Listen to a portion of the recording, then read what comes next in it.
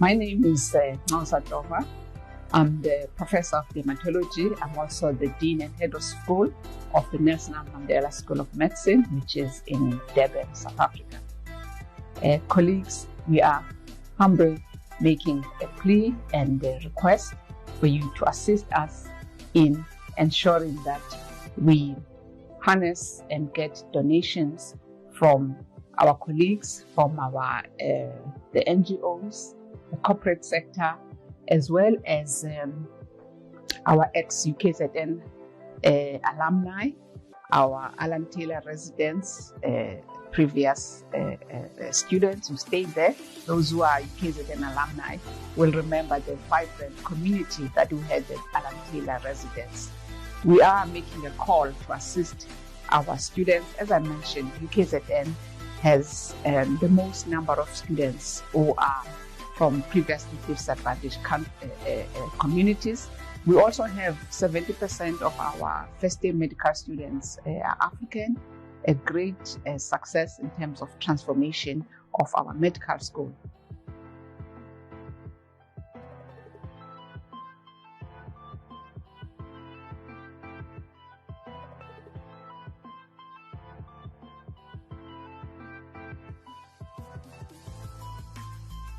I remember actually when I was doing my first year, I think there were about 100, and there were only, I'd say, 20 to 30% Africans in our class.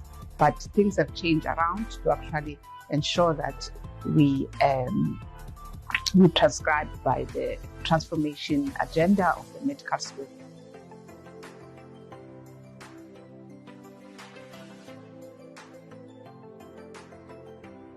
So we have already got assistance from the UKZN Foundation to establish an account where all donors can deposit their donations. We also have medical students who have agreed to donate through their private funds or salaries, an amount of about at least 100 rand per month to ensure that they assist some of the medical students who are disadvantaged.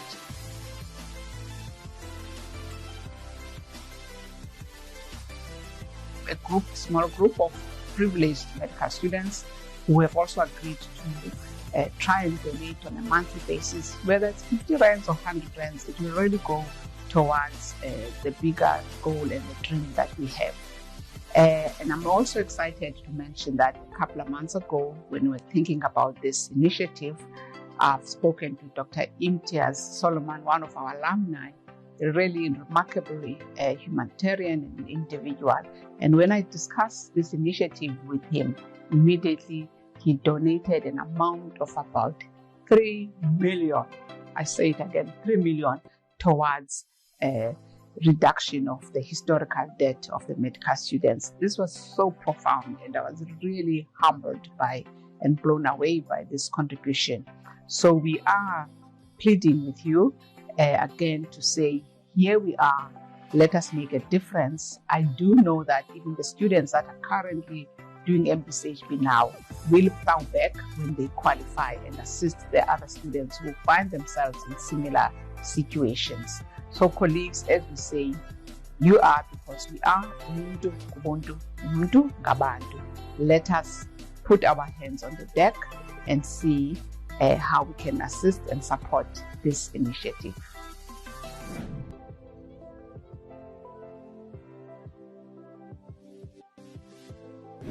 My name is Dr. Fatima Suleiman, newly qualified from Nelson Mandela School of Medicine.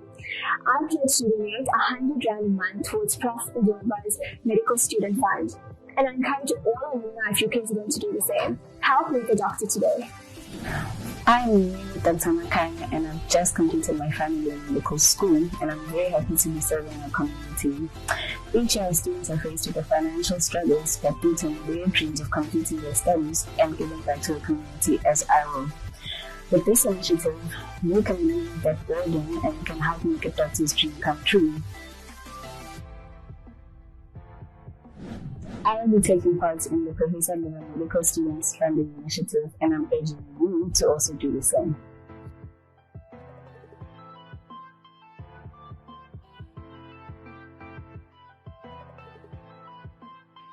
am Dr. Katie Beaumont, a newly qualified medical doctor. UPSAvian takes up its social responsibility to help academically prosperous students from disadvantaged backgrounds fulfill their dream. So we are asking you, yes you, to do just that. Take up your social responsibility. Help us today. Contribute and help our aspiring doctors.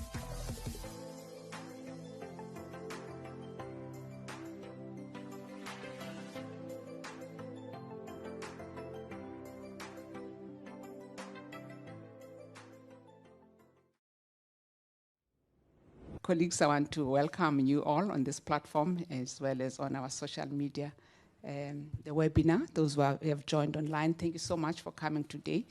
This is our fourth event. We call it Honoring the Living Legends in Medicine. What a beautiful way of ending the year with these three amazing colleagues.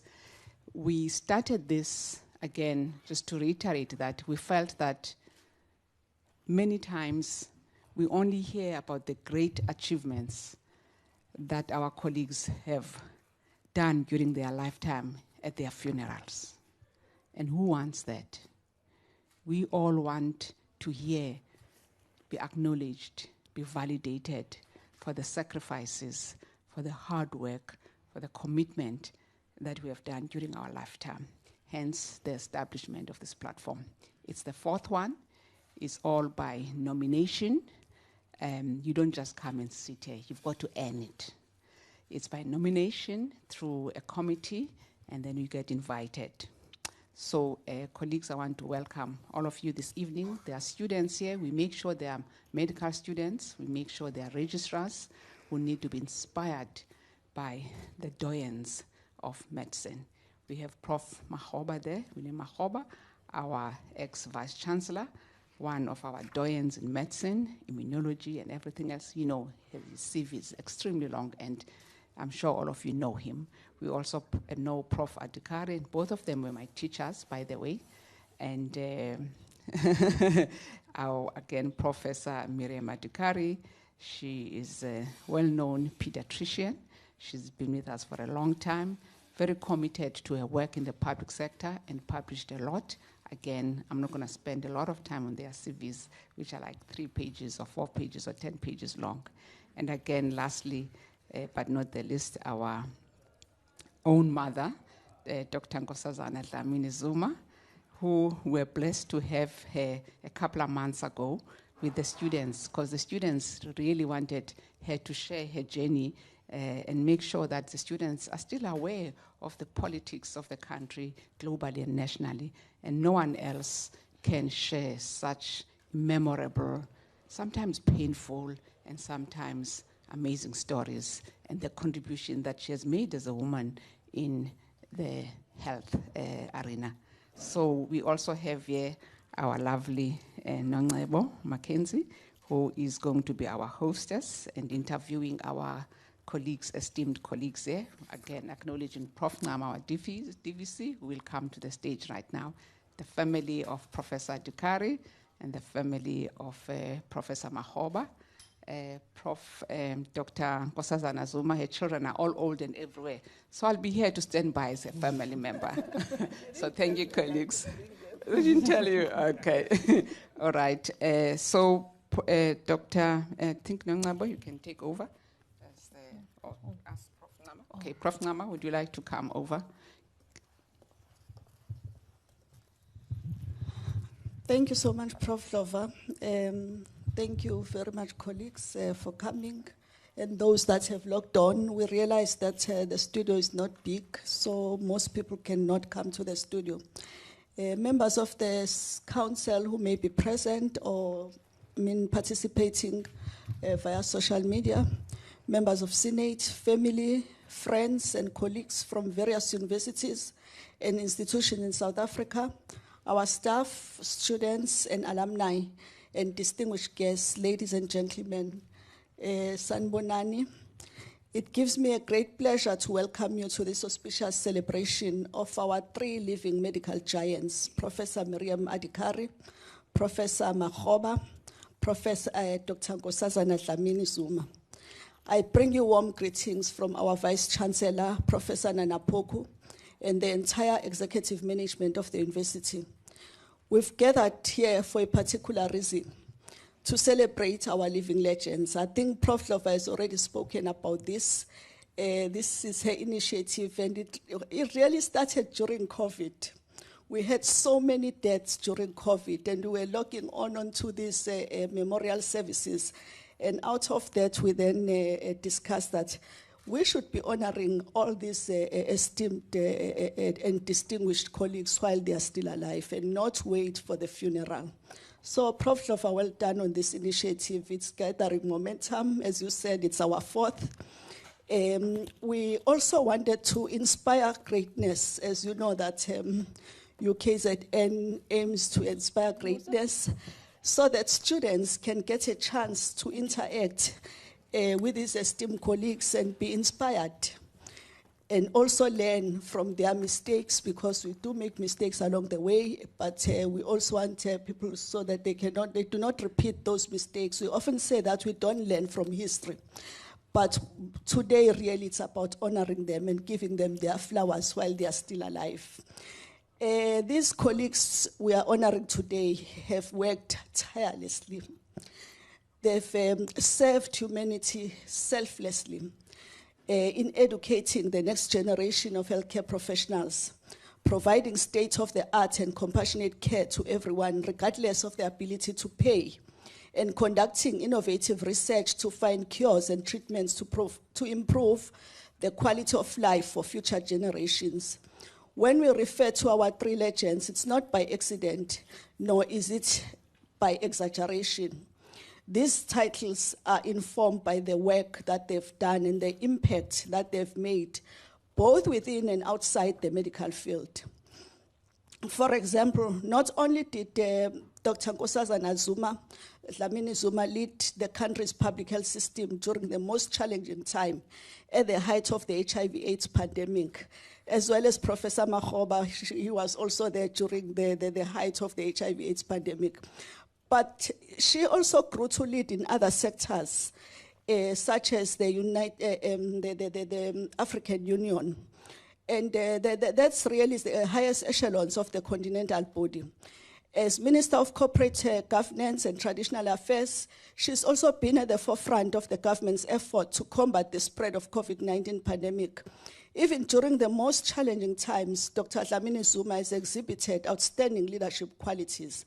The same goes for Professor Makgoba. Not only has he proven himself to be a brilliant scientist, but he has also been recognized as one of the country's most astute administrators, having led this university and other recognized institutions, such as being a deputy vice chancellor at WITS, as also being the head of the South African Medical Research Council. So all these really, they come with a lot of, you are on the spotlight. You get it from all angles. People will criticize you, people will come for you. But you guys have stood firm. We are really very proud of you.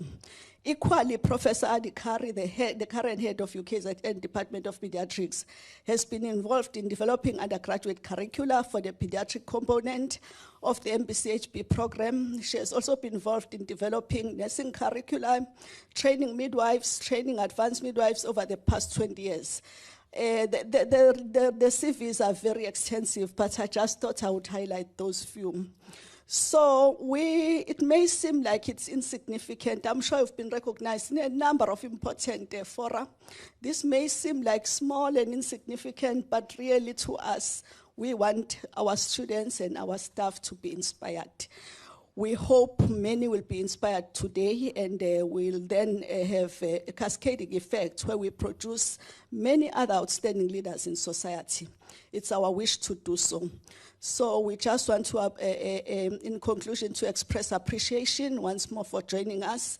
With these words, we also welcome you to KZN together with the families, and we hope we'll all enjoy this session.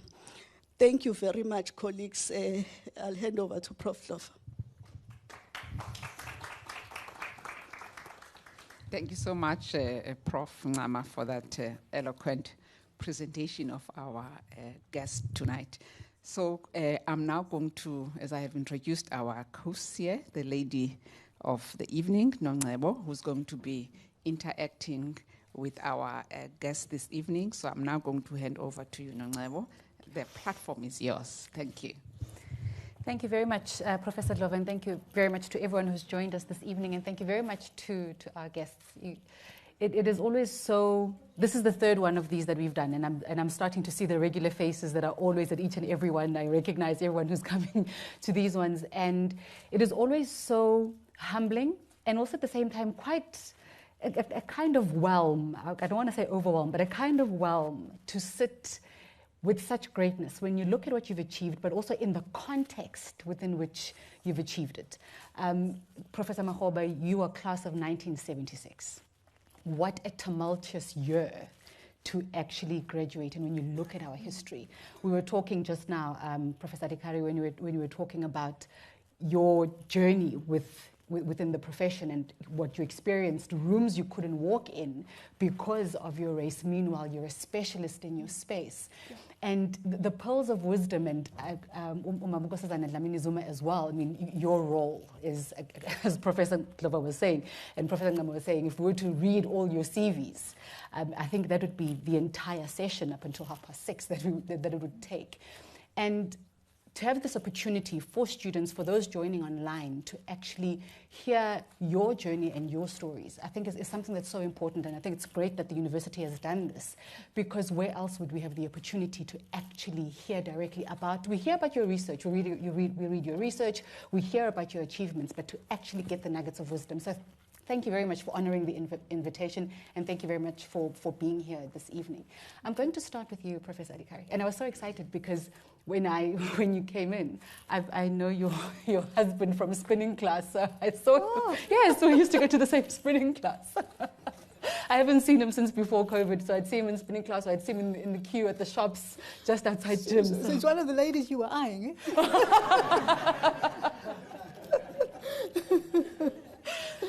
So, Professor Adhikari, you are from Cape Town. Yes. And you come to the University of Natal yes. then. And we were talking now about your research, and I'm going to go straight into the question. We're talking about your research as a neonatologist. And I'm going to first ask that you sort of speak about how you got into it and why you chose to focus yes. primarily on Indian and African children in the research that you did. Okay. I was always interested in the newborn. I've got a very soft spot for the newborn. I love them. And when I came to Durban after my internship in Cape Town, and I came to King Edward Hospital nursery, the nursery wasn't a nursery as far as I was concerned. It was just in a corridor. And I was a medical officer, so I looked at this and I thought, no way. As a registrar, I began to see what needed to be done. So I planned for things ahead, and I had to talk to the consultant in charge and ask her if I could start doing certain things that I thought was essential. The essential things were, one, we all had to be trained in how to handle the newborn. Nurses, doctors, whoever. Whoever worked in the nursery, even the cleaners had to know they had to clean the place so the babies could survive. You know what I'm saying? So I started off training with the nurses, and they were very good. The different categories of babies, and then escalation of the teaching that eventually went up to neonatal intensive care. By the time we got to neonatal intensive care, the other hospitals had opened up, so we were going to St. Augustine's, to Addington and all the rest, and trained nurses in neonatal intensive care. The other thing was the advanced midwifery. We felt that there weren't enough obstetricians, and we had to train the advanced midwives so that they could. So I did the neonatal component of the advanced midwifery training. Okay, so that was one side of it. While we were in that little place, and when I first became the registrar, I chatted to the mums, and there was a lot of social problems, and the teenage pregnancies really, I found that very, very painful, and we had no social worker, so I had to work till we got a social worker to help our mothers. Then, after that, I decided I needed to be trained. I had to become a neonatal specialist. I couldn't do it here. So I applied for a British Council scholarship. I was awarded it. I went to the UK, spent a year in the UK, Sheffield, Cambridge, and Bristol. It was wonderful. And why couldn't you do it here? I beg your pardon? Why couldn't you do it here? I thought there wasn't enough here for me to learn. And I felt that as a doctor, you need to get an outside experience. Mm-hmm. Just staying in one place wasn't good enough for me. I had to open my heart, I had to open my head, I had to understand more than just what we were faced with. Mm-hmm. That's what I felt. Mm-hmm. And actually, it was well worthwhile, because when I went there, I had certain abilities that they never had. You know, the volume of work we deal with, they don't deal with that kind of work. Mm-hmm. So I could even teach them. Then, at the Sheffield unit, there was a bioengineer, and I latched onto him to understand the neonatal equipment. For newborns, you need specialized equipment, special monitoring effects for newborn babies, not like the older child, not like the adult.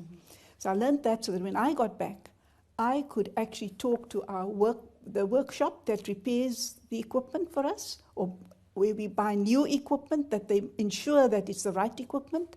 And even the companies, I could talk to them. And if something wasn't right, I could talk to the company and say, listen, I think this is wrong with the machine, or that's wrong with the machine. It was a very big advantage for me.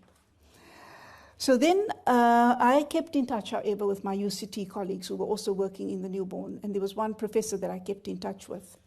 Then in the 1980s, there was a meeting called the Perinatal Priorities came along. It's one of the best things that happened. It was between obstetricians and neonatologists. When I went there for the first time, I was the only lady specialist. Can you believe that? And they didn't know what to do with this lady. The gentlemen didn't know what to do with this lady. But fortunately for me, one of my profs from UCT was there, my colleagues were there, so we got on very well. And it worked very well for newborn babies and mothers in this country. It was really innovative. Then, while working with the staff and etc. in the unit, I became aware of the ethical issues. When do you stop treating a baby and saying enough is enough? What do you do with a very seriously abnormal baby? Mm-hmm. When do we introduce what we now call palliative care? Mm-hmm. There were no guidelines. It was the 1970s, early 80s. It only came in 1990s. And one of the sisters was helping me resuscitate a baby. It was a beautiful full-term baby, and at 20 minutes, this baby did nothing. I was so upset, and she held my hands and she said to me, Miriam, stop. My baby was resuscitated for 25 minutes and I have a child with cerebral palsy. It's like somebody hit me with their fist. And only 20 years later, a paper appeared saying exactly that. If you've done everything for a baby, at some point you have to withdraw, and 20 minutes the longest you should go, approximately, appeared in the literature. Then what I did was, in pediatrics, we all work together. My friend Kimesh is here. We all worked together. The other consultants knew what I was doing. Then we said, well, look, my sick babies often have surgical problems, so the pediatric surgeons, the neurosurgeons got together. We went to the dean and asked the dean if we could form a bioethics reference group, to which all consultants from any department would come, and we had regular meetings to decide how we had to manage our patients from an ethical perspective. It was very nice. It was very, very good. And then also by that time, neonatal speciality was developed by the College of Medicine. So now I was on my way to train people to take headships at the second-level hospitals, like Mahatma Gandhi, Port Prince Msheni, etc. Mm-hmm. They had to have somebody there for the newborns, because that's what I was concerned about. So we did that. But when Nkosi Albert Luthuli opened, that was a dream for us, because now we had a very specialized neonatal unit, and all our subspecialties began to develop, and they were all going to move over to Nkosi Albert Luthuli. And the individual for the newborn unit there was my husband's brother, who trained in Oxford, and Prof. Mahoba knows him, Asu Mackenzie. He trained in Oxford and Cambridge. And so he became the head of that unit. And I think that was a very important issue. Then the next thing that came onto my lap was neonatal cranial ultrasound. That's scanning the baby's heads to see what the brain is doing. Now, what do I do in the newborn nursery in King Edward? I had to go to the professor of radiology. He interviewed me extensively, wanted my CV, wanted to see the publications, and then he said, okay, you can have a Mopar machine, and his radiology setup would look after that machine for me. And in turn, I helped the radiographers, and even the registrars in radiology came to join me in the nursery when I did the scans, because nobody was doing it. And through priorities in perinatal care, we could have a national, link up with other colleagues who were doing it. Mm-hmm. And then I went to Cambridge to do a course with Dr. Malcolm Levine as well. I went to Cambridge and got advantage of that. And so you could look at the baby's brain and decide how well the baby was, how sick the baby was, how much damage there was, etc., etc. Then the next thing I did was babies were sent to us and they were in poor condition because they weren't managed appropriately. The mum wasn't managed appropriately, so I started neonatal outreach. I went to all the hospitals. I had a system of what I would check with the nurses and the doctors and what we should put into place. So I did that.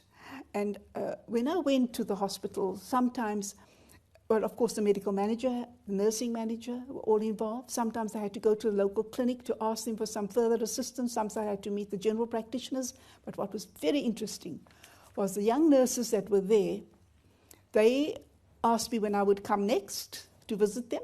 When I came, some of them brought a family member or a mum or a lady in the community that was caring for babies while mothers went to work. And they wanted help. They weren't getting enough help.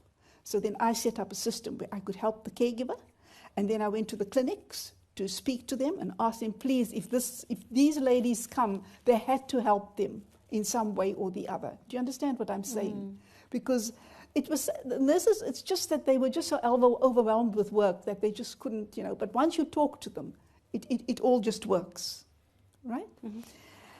So that was one big story. It went on for years. We went on for years. And some of the companies even said to me they would help me because then they would go out and teach the nurses sometimes. So that we did. Then came the story of HIV, one of the worst things that ever hit us. Now, what we did in the neonatal unit was we shared maternal milk. If a mother was ill, then we would find another mother with a baby of the same, what we call gestational age, like a term baby to term baby, mothers would give milk. I gave milk when my babies were born. Rupa, I gave my milk to the babies, okay? And the nurses, we all did it. We all just did it. We expressed our milk and we gave it to the babies. Now came HIV. Yeah. So I asked in our lab at medical school, I asked one of our ladies there to test the milk because it had HIV in the milk. So we couldn't share the milk. So we went on to flash heating in King Edward, found it worked. Then we set up milk banks for all the hospitals around us. Our second level hospitals, right up to Port Shepstone. We set up the milk banks from the Department of Pediatrics. Now, of course, it was it's not simple as that. We had to prevent the mother-to-child transmission. But we only got that in 2000. And the perinatal program, they set up a program that could be used. And so we had a principal medical officer, a young woman that was outstanding. She went to all the hospitals to teach. And the nurses would phone and say, please send Nadia back to us. We need to talk to her. So she would go back and help them. So you prevented women of childbearing age, prevented their HIV, them getting HIV. The mothers were infected, how they were treated, how the babies were treated, and eventually how the baby got treatment. Then the next scary thing for me, one day I go to the neonatal unit and the baby had just died on the ventilator, a little 1.4 kg baby. The mother had died in the obstetric ward. And the x-ray came, and it was tuberculosis. I've never felt such a shock in my life. And the nurses and I, we sat and we actually cried. Then I said, okay, nobody's going to believe me that this is TB. I must do the lung biopsy, and I must take the aspirate from the lung. So you put a tube down into the lung and you suck it out. So that's what I did, and it was TB. And none of my colleagues believed me. They didn't. They said it's not possible. But we knew babies had come into the unit and died. But we had never had the x-rays, so we didn't know it was TB. I'm sure we lost a lot of babies. So what we then did was we asked the nurses just see how valuable, the nurses in the antenatal clinic, could they ask, there are only 4 or 5 questions you ask a mum or anybody, and they can tell you that they're at risk of having tuberculosis. So we trained the nurses, they did that. And when the first one came in and came running to me and said, I diagnosed TB in the mom, we invited her for tea and celebrated it.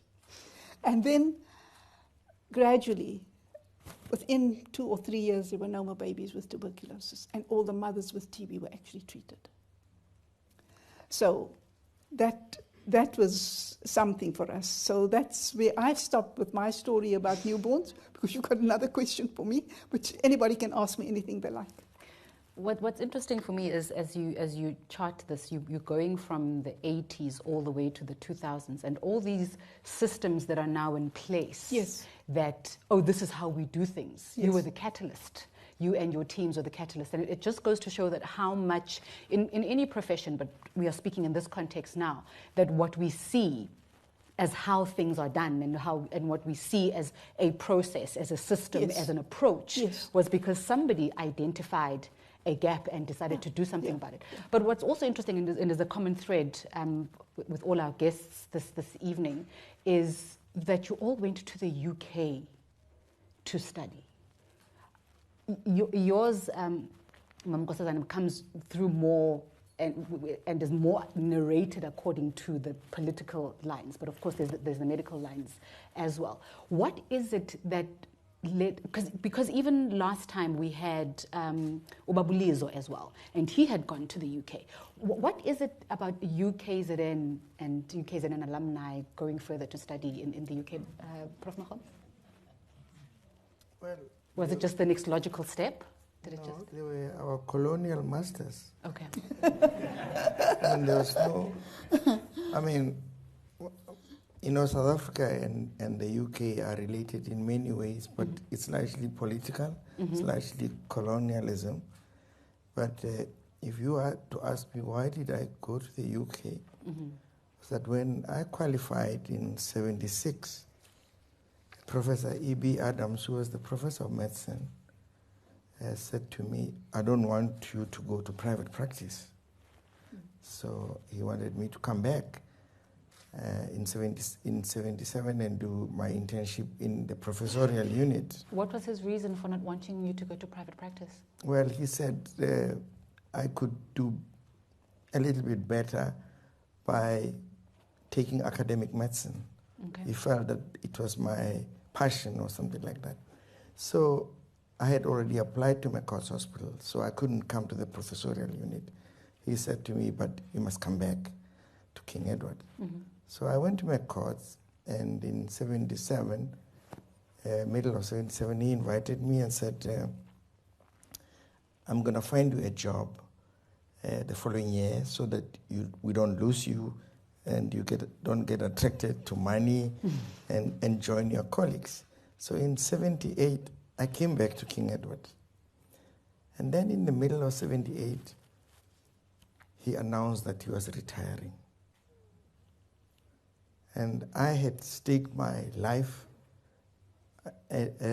after him. So I decided I'm going to go to his office. And I asked him, you called me to come back, now you are going to go away. What is going to become of me? Just answer that for me, because otherwise I would not have been here. I would have gone somewhere else. He paused a little bit in his office and he said, well, I hadn't thought much about that, but I'll do something about it. Then a month after that, he told me that there is a scholarship to Oxford and he will do his best to make sure that I apply, and he'll give me a recommendation and we take it from there. So I say this because he was one of the most disliked, I think, deans of our medical school at the time.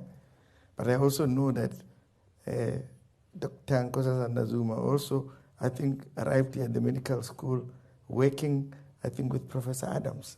She may confirm or refute that, but I think there is that commonality. But the reason why I ended up in Oxford was because the person who was supposed to mentor me in South Africa retired, And I held him accountable that I don't lose my future as he retires. So I went into Oxford, and he actually came there almost annually to come and see me. Oh, really? And find out how I was doing. And when he retired, he went to Cambridge, and I always took my kids with me to go and see him in Cambridge. So that's how you landed up. That's how I ended up in Oxford. As simple as that. Mam Nkosazana, one of the things that Professor Adukari spoke about was being the only woman in the room, which, I mean, we think we're still in male-dominated environments. No prejudice, Professor Makgoba. But when it's narrated from an experience of the 1970s, I think what we speak of now is not even close to what you encountered. Now, you from Epulwa, you are from an era when women were not really encouraged to study because they were supposed to grow up, raise families, look after the home. Why invest in a woman? She's going to get married and have kids for another family anyway. But your family's approach was completely different. How did that happen for you? Were you ever told why you were encouraged to rather study, or was it just something that happened organically, that your father had a different worldview? Yeah, no, I think it was also his own experience. Mm-hmm. My father was the 8th child out of 11, and his father got blind, and I presume it was cataract, but it wasn't treated. So his mother had to go and work and raise the younger kids. Oh, okay. So she did, and she sent him to school, and she became a primary school teacher.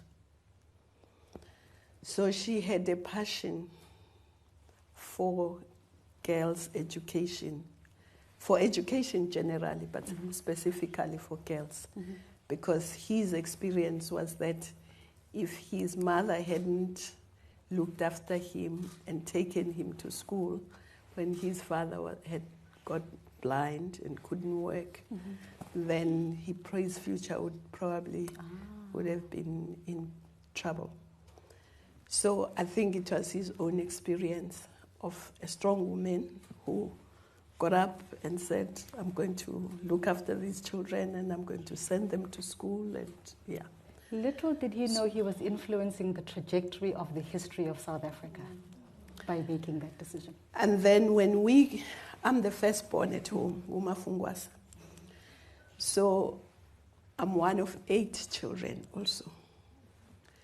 So his view and my mother's view was that education was very important, that education would take us out of poverty, that education would be an equalizer in a way. So I grew up in a family where education was very valued. But my father would go further to say,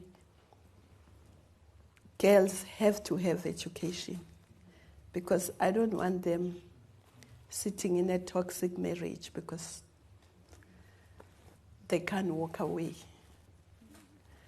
or they lose their husband and they turn a blind eye when their stepfather is abusing the children because for economic reasons they can't walk away. So, but he also treated us the same. We're 5 boys and 3 girls. And he didn't favor the boys more than the girls. He said they're all equal. And if I were to choose one child and discuss something with that one child, it doesn't have to be the boy, it would have to be the first child. If it's the boy, it would be the boy. If it's a girl, it's a girl. So I was the first child. But he also put a lot of responsibility on the first child. He would say to me, you must be on the straight and narrow because you've got 7 kids behind you. And if you go astray, what am I going to say to the younger ones? So you have to be exemplary so that I don't have trouble raising the younger ones. And my mother also brought us up the same way. The boys will cook, clean, iron, bake, do everything. But for her, it was for a different reason. She would say, I don't want you guys leaving this rural place, going to the city to find work. And then you take a poor girl, you live with her, not because we love her, because we want a laundry, you want a cleaner, you want a chef. You must be able to do those things for yourself. And when you marry, you must marry somebody because you love her, not because she's going to do all these things for you. So I grew up in a family where I didn't feel inferior as a woman. I didn't think the boys were superior. We were all the same. We were brought up the same way. So yes, education was important. So I internalized that. And fortunately, I also grew up in a place where there was a clinic called Pholela Health Center.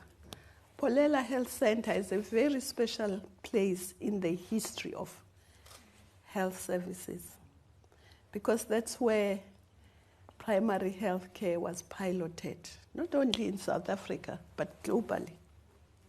Yes.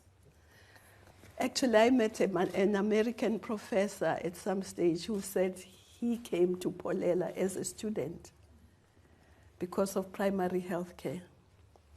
And in that clinic, there was a couple, Professor Sidney Kirk and Emily Kirk, who worked there, who started that health center. And the way they practiced there wasn't like a curative health system. They started with clean water. They taught us how to protect springs because there was no running water. We had springs. They had to be protected. They had a demonstration garden in the clinic where we went to see how to grow vegetables and so on because they encouraged everyone to have a vegetable garden. And they also had outreach where they went to schools to do vaccinations. The family, what Professor Adkar was talking about, looking after the mother and making sure she doesn't have TB so that she doesn't pass it to the baby. Yes. They were very advanced. The medical records there were not individual records. It was a family record. Because if there was a coughing grandfather and a sick child, they would then see whether the coughing grandfather doesn't have TB and the child doesn't have TB. So they had very advanced ideas about prevention so that you could have very few people going to the hospitals. But also in terms of maternal child health, mothers came for their antenatal care. If they thought you had a complicated pregnancy, in the last month, they had what was called waiting hearts because there were no, transport was very difficult there. So they would take the mother with a complicated pregnancy in the last month of her pregnancy. She would stay in the waiting heart so that if she goes into labor, they are there. They can make sure that they deliver the baby instead of the mother struggling to get transport to come to the clinic. And so the mortality was lower than it would have been if they didn't have these waiting hearts. So I grew up in that environment. You know, Brigelia Bam, I knew her as a child because her mother used to call her Goku Bam. Her mother worked in that clinic, Ugoku Bam. That's how we called her in the village. And they would call us as young children and talk about careers that we could follow. And one of the things that Sydney and Emily, they'd gone by that time, but they had encouraged children of the area to become doctors so that they can come back and work in the health center. So my initial interest in medicine was that I wanted to go back and work in that health center. But I didn't go back to work in the health center, but I had some connection with the health center. I still live there, and I had to, when I became Minister of Health, that health center was very dilapidated and so on, so we had to do something about it. But I'm just saying it was that kind of environment that encouraged me to study, and I wanted to be a doctor even though I didn't have the right subjects. I did agriculture and social studies, but I eventually became a doctor. It would be a long story to explain, but I eventually did a BSc degree, and after doing the BSc degree, I didn't get into medical school, but Professor Adams, the one that he was talking about, took me to come and work in his lab for a year so that the following year I can go into medical school. So I worked in his lab as a technician, as a lab technician, and after that, I then entered medical school. I'm amazed about Professor Adams. I am so amazed about Professor Adams because how many people actually invest that much and by so doing change the trajectory of our political landscape, our academic landscape. We know Professor Makgoba's legacy, this UKZN is part of your legacy, and we trace it back to Professor Adams. I'm amazed by Professor Adams. Professor Makgoba, I ask myself, you know, let's go back to Sekhukhune. Am I pronouncing it correctly? I'm always worried about Sekhukhune. Sekhukhune, okay. I ask myself, I always ask myself about this about anyone, how a person from that far lands up here in this University of Natal, studying here, but also what it takes, like the practical blood, sweat, and tears that it takes. Because, you know, as Mam Nkosazana is talking and saying, I did a BSc, our concept of what it takes to do a BSc now, or what it takes to do a PhD now, or what it takes to do any degree now, is completely different, because everything is literally at our fingertips compared to how you had to study in your times. So the actual practical blood, sweat, and tears, because I mean, when you read the accolades and you read the fellowships and you read the chairmanships and you read the awards and everything, that doesn't just... Well, it's true. Remember that I think, as Nkosazana has said, and so has Miriam, I think we were born in different environments, but under very difficult circumstances. Some of us were fortunate because our parents were teachers, and they could at least control our growth and give us some directions. So, yeah, I was born in a rural village in Sekhukhune, and you know, there was hardly anything there We didn't have toys or anything like that. All we could do is to hunt birds and hunt animals and look after our parents' flock of sheep and goats. And within that environment, where every parent was your parent, you had to find meaning as a growing child. And I think, as I say, one was fortunate to be able to develop a passion, maybe from my parents, because I think my parents valued education like many parents of their time. But there was one thing that they both encouraged, that we enjoy learning.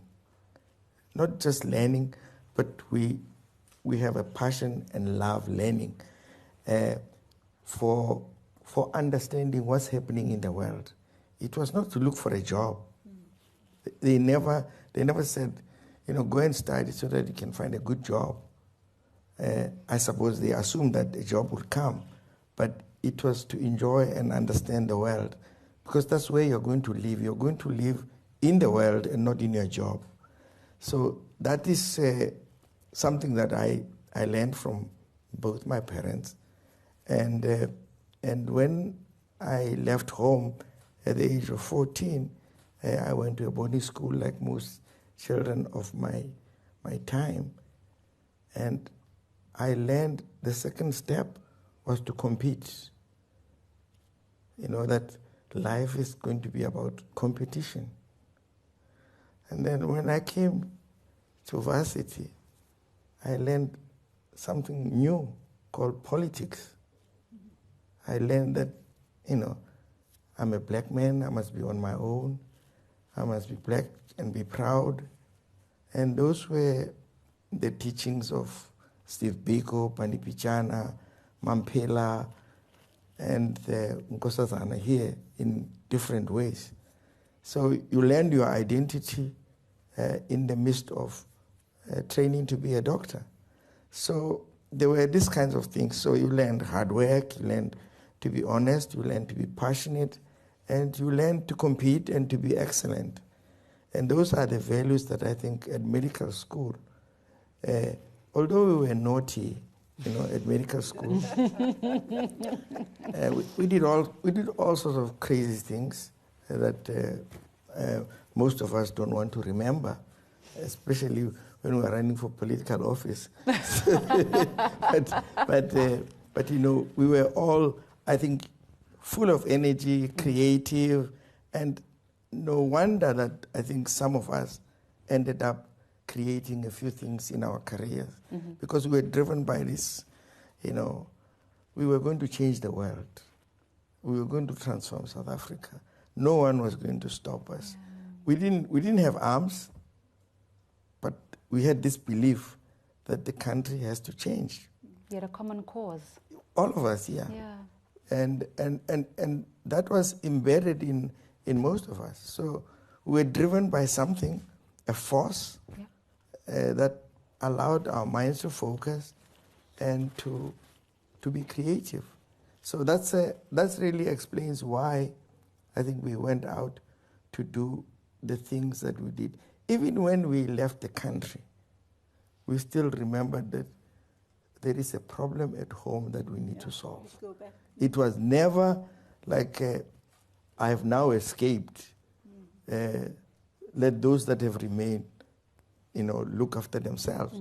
It was, I'm going to there to learn something, and hopefully from what I've learned, I can contribute back. And really, those are the things that makes the blood and sweat. I don't think I'm ever going to forget what you have just said when you say, you're not going to live in your job, you're going to live in the world. Yes, that's the fact. And that's where you need to make the difference. Yeah. And your contribution, Mam Miriam, in terms of changing the world, your research, nephrotic syndrome in Indian and African children. You want to know how I got to that? How did you get to that? Yes, I just want to tell you one thing. Remember we were talking about going to the UK? One of the things we do when we go there is to verify what we are doing. Like outreach, my outreach. Dr. McKenzie was in Canada. His boss was doing neonatal outreach, Graham Chance. So I did a sabbatical there. And I went on with him on the outreach program and found I wasn't doing too badly. In fact, the nurses and I got on so well because there was nurses the same throughout the world. That's what I learned. And when I went to India, the same thing happened to me when I did a sabbatical in India.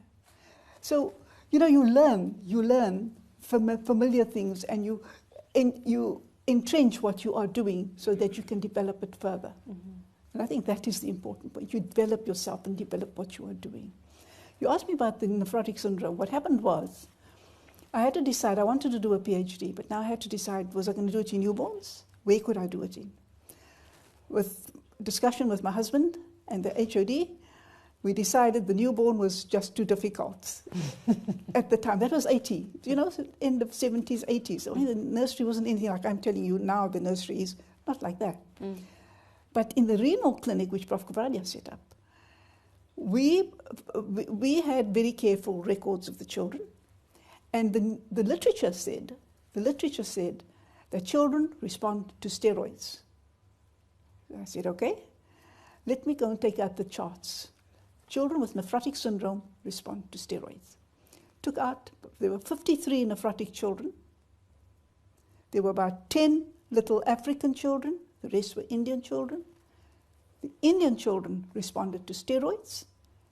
Little African children didn't respond. So that was like somebody hitting us on our heads. So we decided we're going to do a study. We will do the biopsy. And they said the minimal change we read in the literature was, the biopsies of children with nephrotic syndrome responding to steroids was minimal change, which meant there's no change in the kidney, just no obvious pathological changes. So we did biopsies, and we did 170, and that's when I wrote it all up. And again, 170 children, 104 were little African children, and 66 were Indian children. Indian children were under 5 years of age, and 80% responded to steroids. Some remitted spontaneously, some had recurrent remissions, so I'll come back to that. Then there were little African children. Only 20%, as opposed to the Indian children, 80% responded to steroids. So, and they had a host of other abnormalities on the biopsies. Okay? So one of it was membranous. Now, membranous was very interesting because when I did the work on membranous for the thesis, very few children tested. We used to do a series of tests, obviously, on all the children. Hepatitis B was positive in some, but the tests for hepatitis B was poor. So we communicated with the laboratory at King Edward and said, they must let us know when there's an improved test so that we can be sure that our children have been tested correctly. You know what I'm saying? And then it turned out that the membranous nephropathies were all hepatitis B positive. Then comes 1990, and there's a vaccine. But in the meantime, Prof. Bhima wrote up his PhD on membranous nephropathy, and then comes the vaccine, children get the vaccine, and the disease disappears. So there are no membranous nephropathies in children anymore. Thank goodness for the vaccine. But the remaining children now, they didn't respond to steroids, frequent relapses, and other histological categories we had to find solutions for. So then we looked at the literature, we applied for studies to use intravenous therapies, intravenous what we call steroids, cyclophosphamide, chlorambucil, Psi-A, whatever else we could. And we then, took each child, did all the investigations, did the biopsies, and then treated them. And some children did respond, many children did respond. And there were a number of drugs you could use, but the drugs are difficult because they have side effects, and one has to monitor those side effects very, very carefully. Because cyclophosphamide, for example, many years later in the adult male could result in infertility, for example. So, you had to know when you could stop and not go on and on giving one person. From what you do in infancy? Yes. It has an impact? Yes. Oh, my goodness. Yes. So, we don't realize all these things until, anyway. So we went through all of that, and now, up to 2002 to 2001, 2021, 2022, there's still no other real difference in what people choose. It's like each team decides we'll use this combination, and then that combination, and that combination for the children. So then, of course, just very recently, there's been a study from our own unit here that the FSGS children, 40% have a gene mutation. So there's a genetic background for it. So that's why they don't respond. 40% we know. We don't know about the others. And this is a recent... I beg your pardon? This is a recent finding? Yes, just last year or two. Oh my goodness. Found. Yes. Now, what that led us then to do was now we had children in renal failure, not recovering, relapsing. We did dialysis, but we had to consider transplantation. Now, our little children went to Cape Town for transplants. That was horrendous for the families. You can imagine what that did to families. So then myself, Prof. Kubrade, etc., we went to the medical department and we asked Prof. YK if we'd like to set it up, and we set it up. I used to go to Addington regularly for the pediatric transplant patients. We had a system of how you selected children for transplant. You can't put everybody on a transplant. It's a very expensive business. So you had to have a family set up, you had to have the communications, you had to have etc. Did it, and we succeeded with it, and we started renal transplantation here. Unfortunately, when they opened that in Corsi, they couldn't start immediately, but they've already started in the last few years. They've started doing the transplants. So that's where we got with our renal work. That's how I got to do the work on nephrology, obviously with all our colleagues. And nationally, too. Huge teams, national meetings, meeting regularly. It was good, very, very good work. Very supportive. Everybody's very supportive. Hearing all the amazing achievements and the results of all your work leaves me wondering, is there any more for us to do? Because you've done all the important stuff. There's plenty more to do. Mama Nkosazana, in your time as health minister, and I think perhaps this is related to the Phalela Clinic and how that influenced what you wanted to do, how you changed women's health care. And I'll just state a few. Pregnant women and children under 6 had access to free primary health care. This is part of your legacy. Abortions were legalized on demand. This is part of your legacy. And you united the health service. And I think from what you have, when I say unite, sorry, let me step back. When I say unite, I mean, obviously we know our history. Things were divided. I mean, we were talking about this before we started, about how you couldn't go into Addington with all your knowledge, but you couldn't go into Addington and all those results of the system back then. Then you turn around Home Affairs and you streamline processes. And then you go to the African Union and you streamline processes there, and you have a very clear focus. You are credited with making the African Union more professional.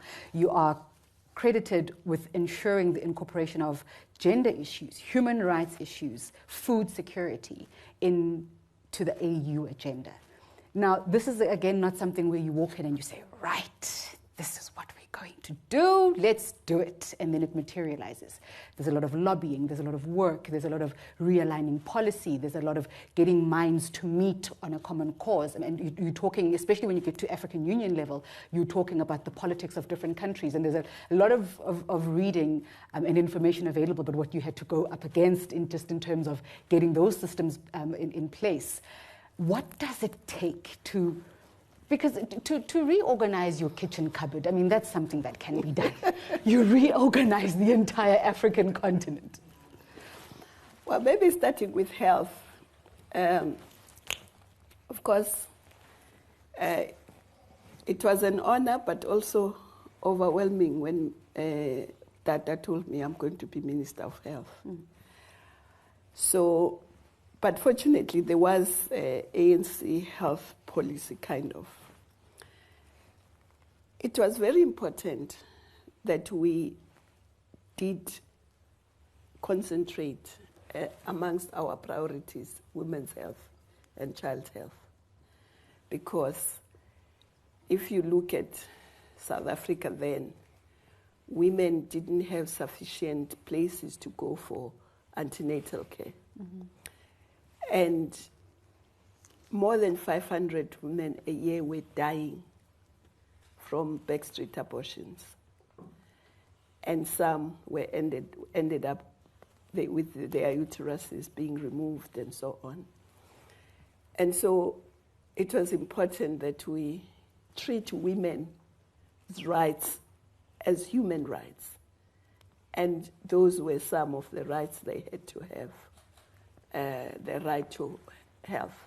But we had to build clinics very quickly because it was one thing saying it's free, but if you don't have access to a clinic, that it's free is meaningless. So we had to build clinics very quickly and cheaply. And the way we did it was, we said, we're not constructors, we're not architects, we're health workers, but we want these clinics. So we went to CSIR, said, please give us an architect, give us quantity surveyors, and give us a project manager. So we said, we're going to build 3 types of clinics, a small clinic, a medium size, and a health center, which was a big kind of clinic. And these were the specifications. So the architect then drew the drawings, and we said, okay, give us the bill of quantities for each. So they gave us the bill of quantities for each. So you can see how much you've saved already. Instead of having an architect for every clinic, you don't have. Instead of having a quantity surveyor for each one, you have already got your bill of quantities for. And then you have a project manager from CSIR. And then we'd say, come to a place, then the community would say, this is where we want our clinic. And if there are contractors, people who can build in the area, we hire them, they build the clinic. So we had to build clinics.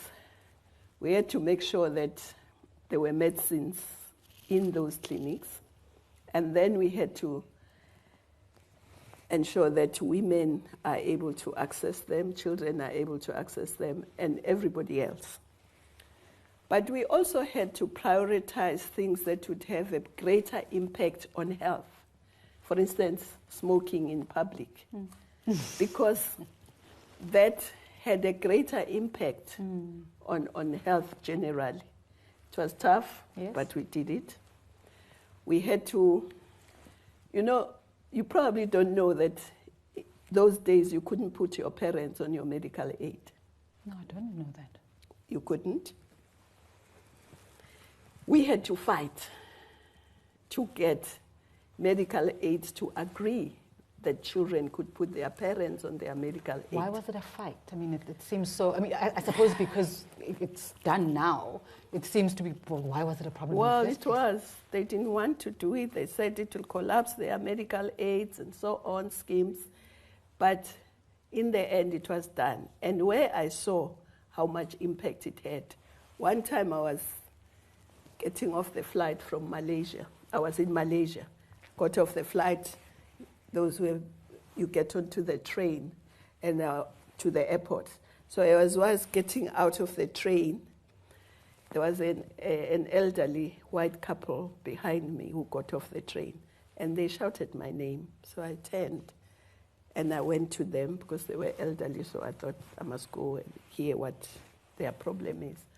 And they said, no, we just want to say thank you. We owe you big time. So I said, I owe you big time? They said, yes. They said, this is our first holiday since we retired because we were scared to spend our money in case we needed to pay for medical care. Now that our children have put us on medical aid, we can take a holiday. That's why we are here. And that's why we say we owe you big time.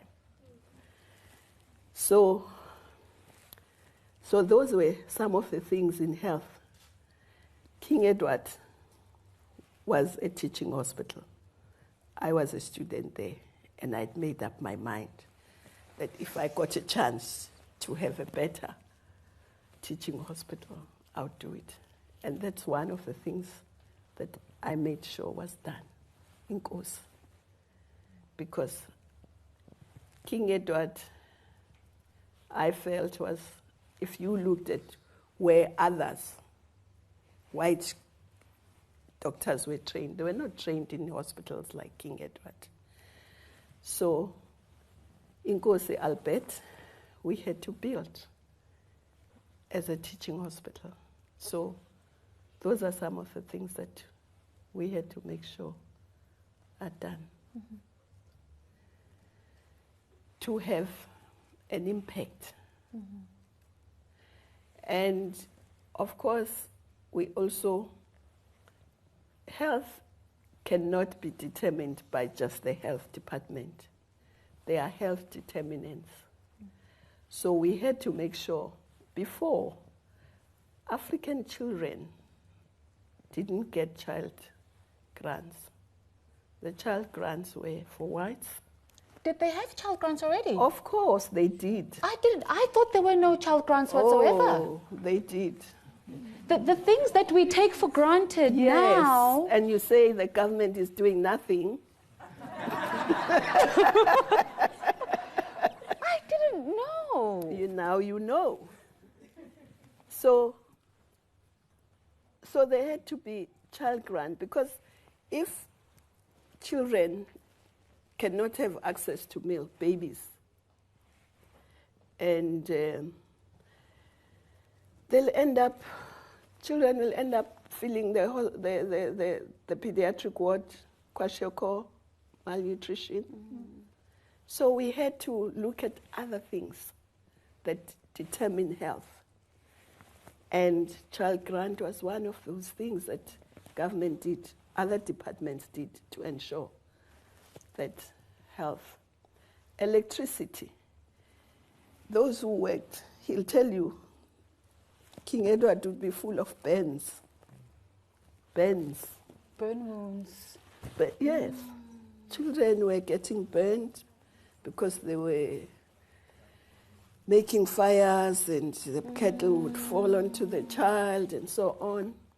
So the electrification had a big impact on health.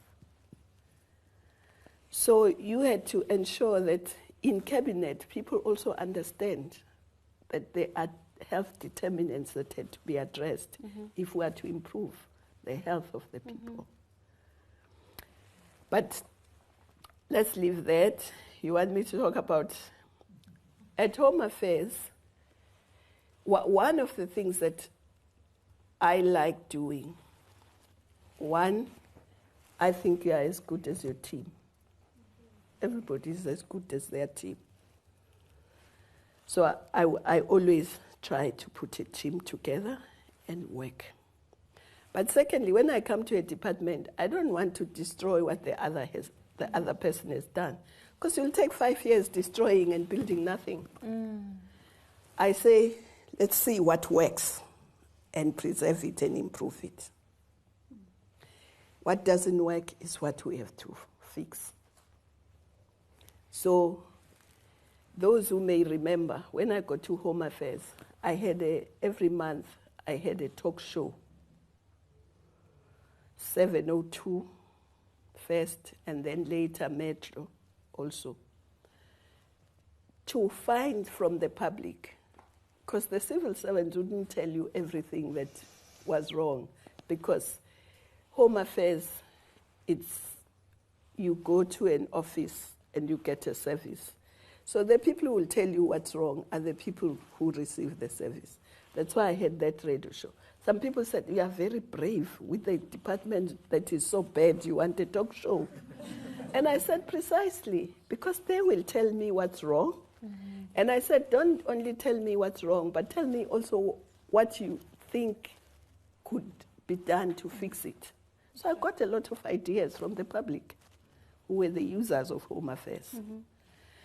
So I built on what I'd found from my predecessor, because there's a lot I found there.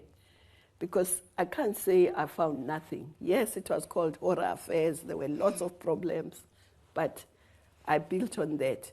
But we built a strong team and systems. For instance, without wasting time, I'll just go to one instance. There was a lot of corruption in terms of people getting IDs who shouldn't get them, passports, and so on.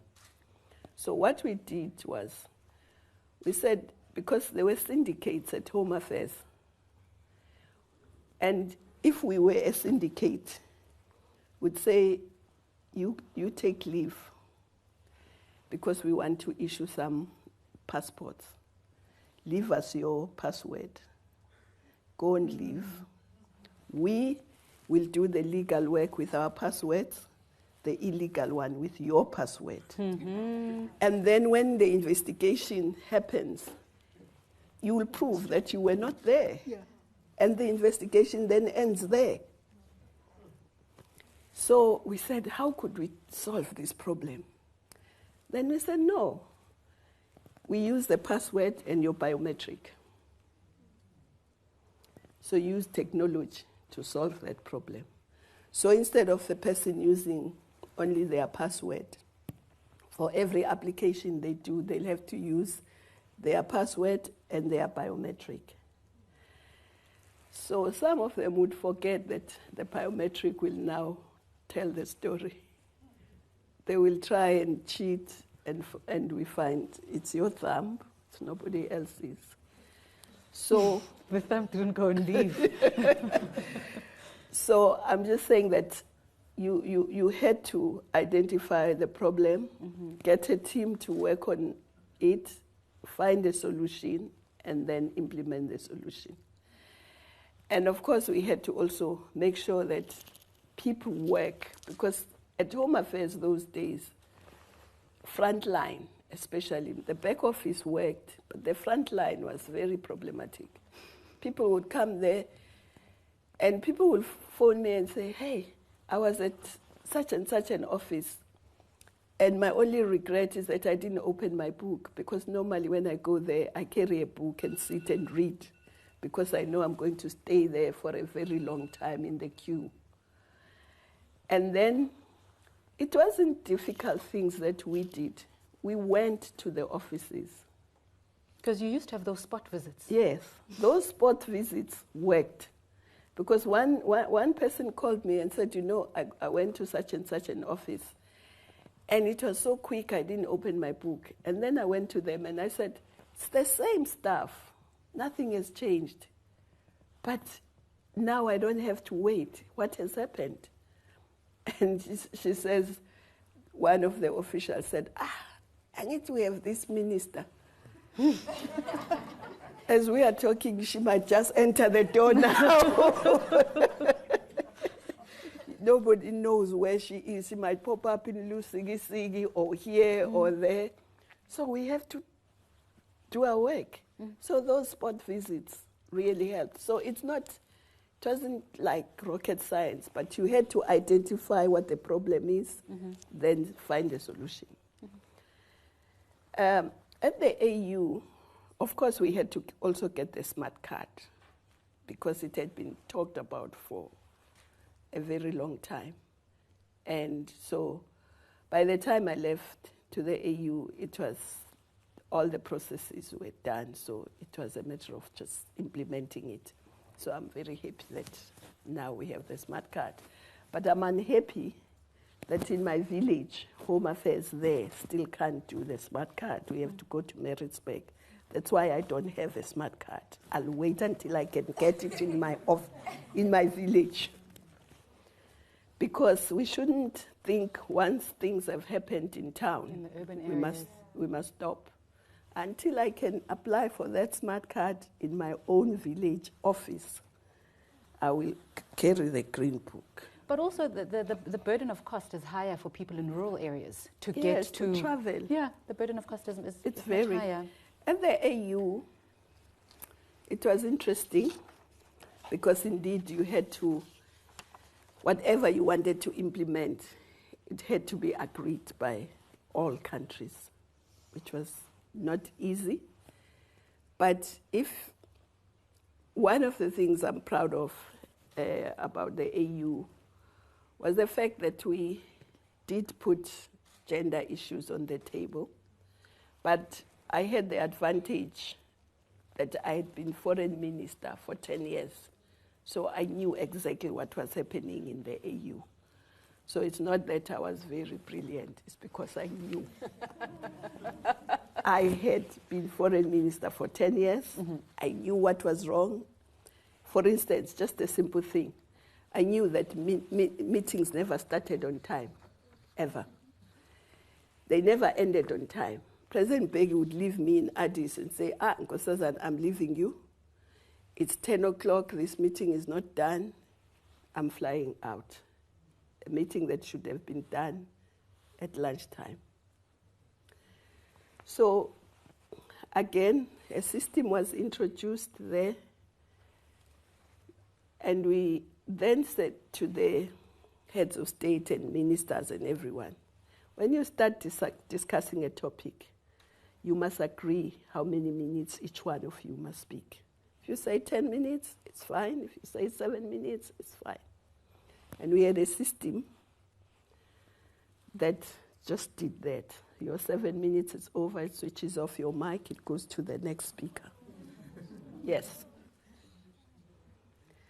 At first, they didn't like it, but they saw it made their meetings go very efficiently. They finished on time, and they ended up enjoying it. And then I would go, and in the morning, you see, protocol of heads of state, because I knew how they work. They would say to the president, no, President, you can't go because there's nobody there. And then I would say to President Beg, if all the presidents said that, the meeting would never start. Because everybody would say, there's nobody there, don't go. So I would go, and with whoever is there, start the meeting. So eventually the meeting started dead on time, and they finished even earlier. Because when I was foreign minister, it used to be so frustrating. A president could speak for an hour. My goodness. On one topic. Oh, my goodness. And that's why meetings never finished. But now everybody knew 10 minutes, 3 minutes on this one, 7 minutes on this one. And it's impartial. Nobody says stop. The mic just stops and it goes to the next speaker. And they loved it in the end because things worked. And the other thing, I thought as a continent, we needed to have something that really is forward-looking. We used to be asked to do a 4-year strategic plan. So when I came there, I said, no, 4 years for a continent. Let's do 50 years. Say, where do we want to be in 50 years? And therefore, in 14, 13, 20, in 10, in 5, in the first year, what do we do? That's how Agenda 2063 came about. Because we were celebrating 50 years of the OAU.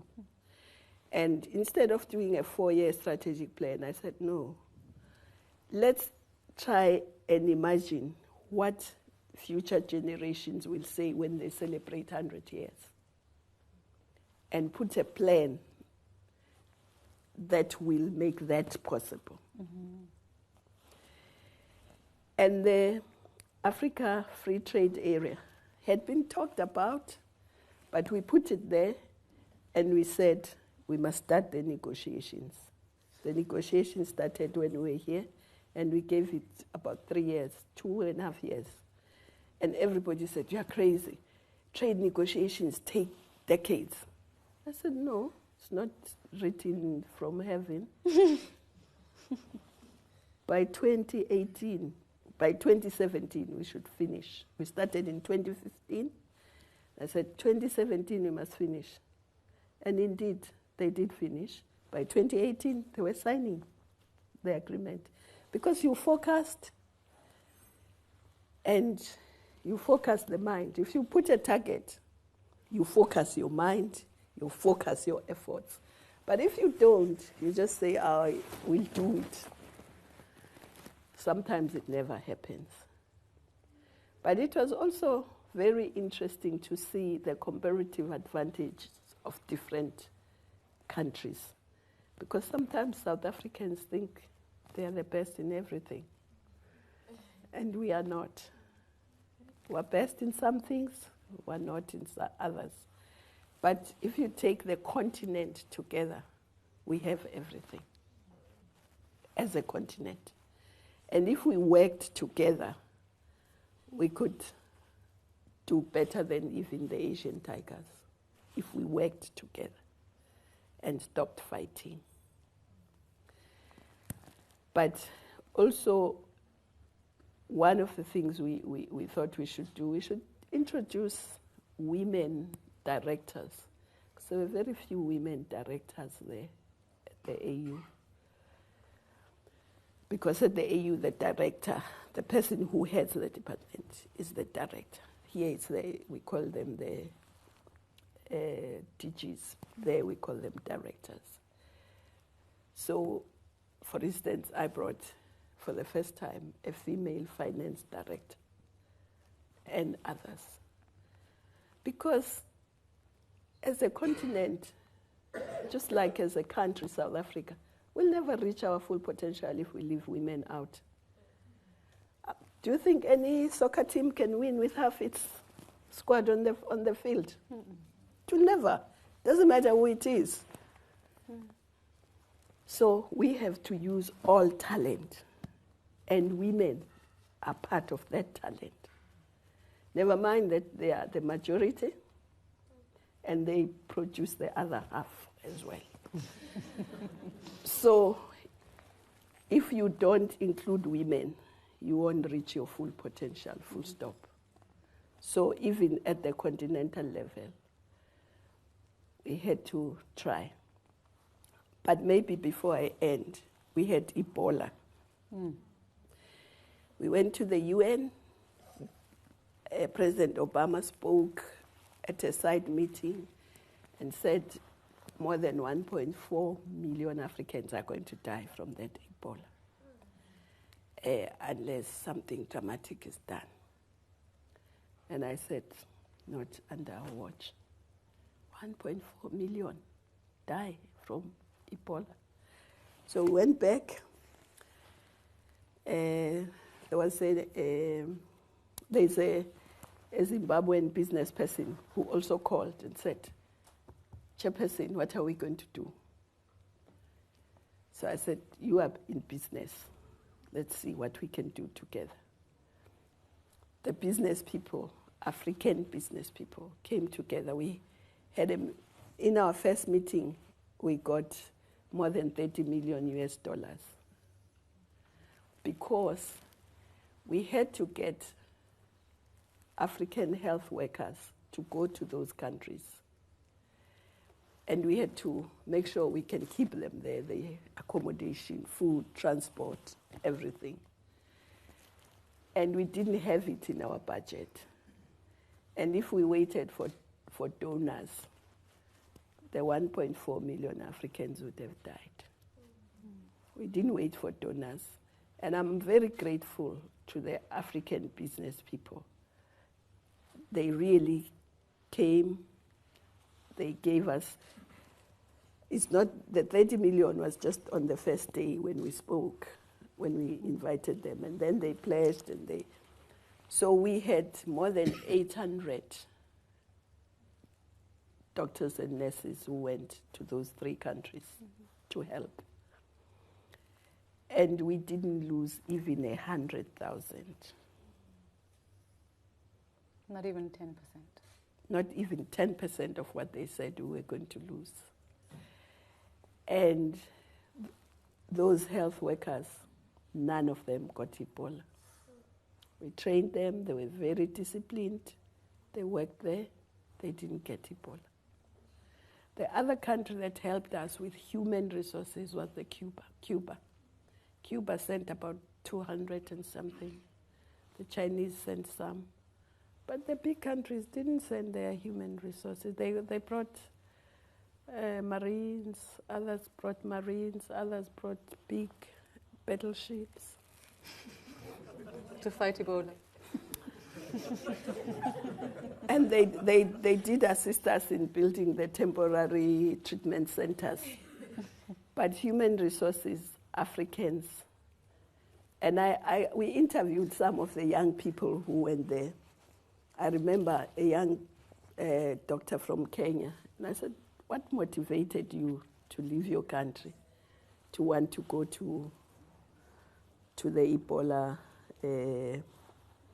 drought-stricken countries.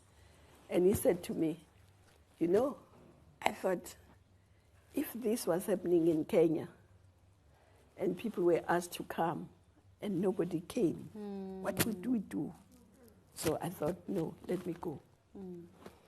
And I spoke to another one, I think he was from Rwanda or somewhere, and he said, you know, we always talk Pan-Africanism theoretically. I thought you are giving us an opportunity to actually put it into practice, that we are Pan-African. We won't allow our brothers and sisters there to die of Ebola. We'll go and help. So countries like Nigeria, Ethiopia, Kenya, they sent lots of workers. South Africa sent mobile labs and so on. So almost every country pitched in, even poor countries, DRC, everyone pitched in. We managed that Ebola, and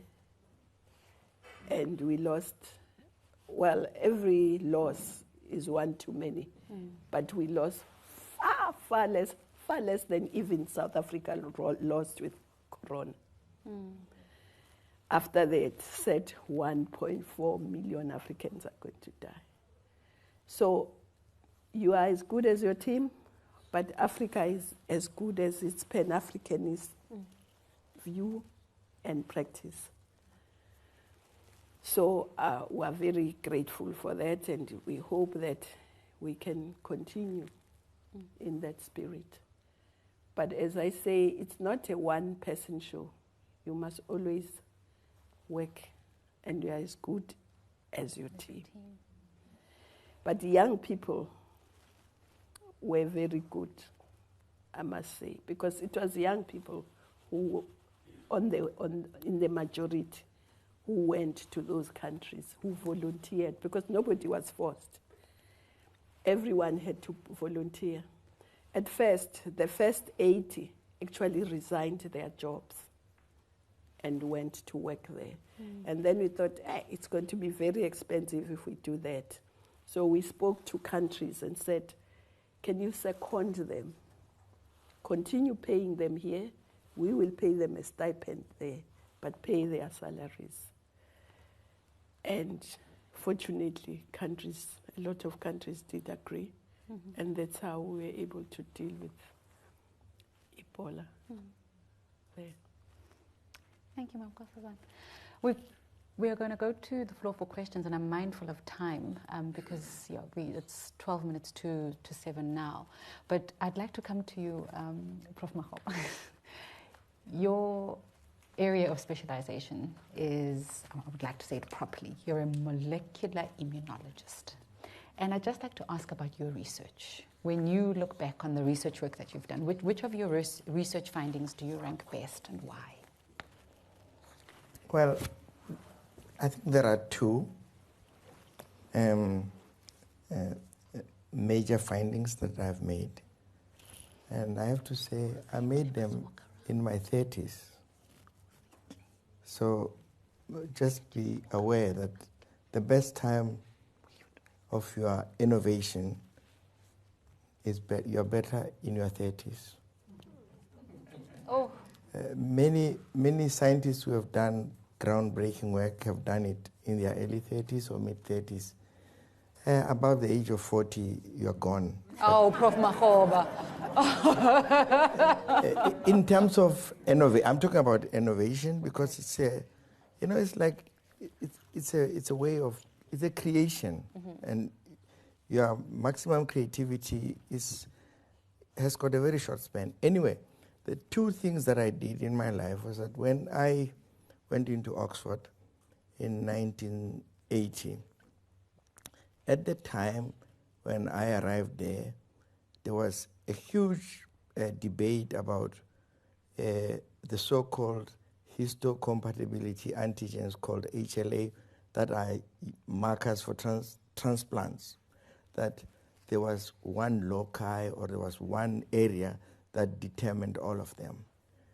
And my boss at Oxford said, I suspect that there are more than one, and you must go and find them if there are many. And my first thing was to complain. Is, why do you give me this very difficult project?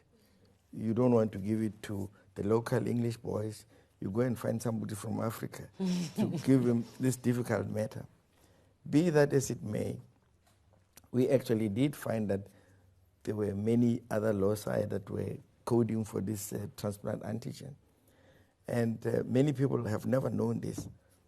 I was amongst the first group of people, or at least human beings, that was able to clone a human histocompatibility gene in the world. That was done in 1983, and I think my boss recorded that. And that's how the term molecular immunology also emerged, because we were no longer at the level of simply soups that are found in immunology, but we're now dealing with molecules. So that's the first piece of work that I've done, and I think that has stood the test of time. The second one is something that we all know and we've all been taught, that in biology or in chemistry, that there are these things called receptors and their ligands. That is like a lock and key. I think that's how you are taught, to make it very simple.